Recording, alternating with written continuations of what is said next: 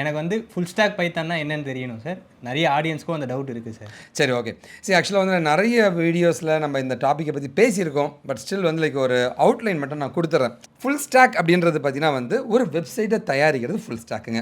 So front எண்டில் வந்து நம்ம HTML CSS ஜாவாஸ்கிரிப்ட் படிச்சுட்டு கூட ரியாக்ட்ன்ற டெக்னாலஜி படித்தா இன்னும் ஃபாஸ்ட்டாக இருக்குங்க உன்னோட வெப்சைட்டுங்க. பேக் எண்டில் பார்த்தீங்கன்னா பைத்தான் படிச்சுட்டு டேட்டா பேஸில் MySQL இல்லை வந்து PostgreSQL அந்த மாதிரி ஏதாவது லைக் டேட்டா பேஸ் நம்ம படிச்சிட்டோம் அப்படின்னா நம்ம ஒரு ஃபுல் ஸ்டாக் வெப் டெவலப்பராக மாறிடும். இதுக்கான சேலரி ரேஞ்ச் நம்ம பார்த்தீங்கன்னு வச்சுங்களேன், இன்னைய தேதிக்கு பார்த்தீங்கன்னா வந்து 25,000 இருந்து கிட்டத்தட்ட 45,000 வரைக்கும் வந்து ஆவரேஜாக வந்து சேலரியாக பே பண்ணிக்கிட்டு இருக்காங்க. அண்ட் பைத்தான் ஃபுல் ஸ்டாக் வந்து இப்போ நல்லா க்ரோ ஆகிட்டு இருக்க ஒரு டெக்னாலஜிங்க. அதில் கண்டிப்பாக வந்து யாராக இருந்தாலும் பைத்தான் ஃபுல் ஸ்டாக் படிக்கலாங்க.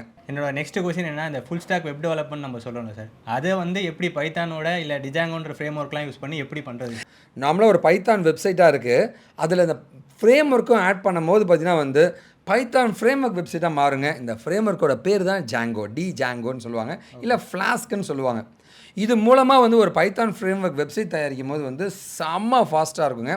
அண்ட் ரெண்டாவது பார்த்தீங்கன்னா வந்து அந்த வெப்சைட்டை பில்ட் பண்ணுறது ரொம்ப ஃபாஸ்ட்டுங்க, ஈஸியாக ஃபாஸ்ட்டாக. ஏன்னா இன்பில்ட் ஃபங்க்ஷனாலிட்டி இருக்குது, நல்லா கால் பண்ணி விட்டுக்காலும் டக்கு டக்குன்னு பண்ணுவாங்க.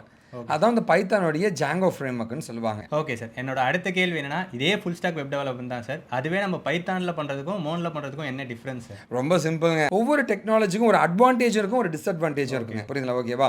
ஸோ இதுதான் வந்து இந்த ஃபுல் ஸ்டாக் பைத்தானை பொறுத்த வரைக்கும் ப்ராஜெக்டை கிரியேட் பண்ணுறது, ஃபங்க்ஷனாலிட்டி ரெடி பண்ணுறதுலாம் ஈஸியாக பண்ண முடியும். மான் ஸ்டாக்கில் வந்து அந்த ஃபங்க்ஷனாலிட்டி பண்ணுறது கஷ்டம். பட் ஆனால் இதனுடைய இன்டராக்டிவிட்டி, ஃபாஸ்ட் பர்ஃபார்மன்ஸ் இதுக்கு அதிகம்.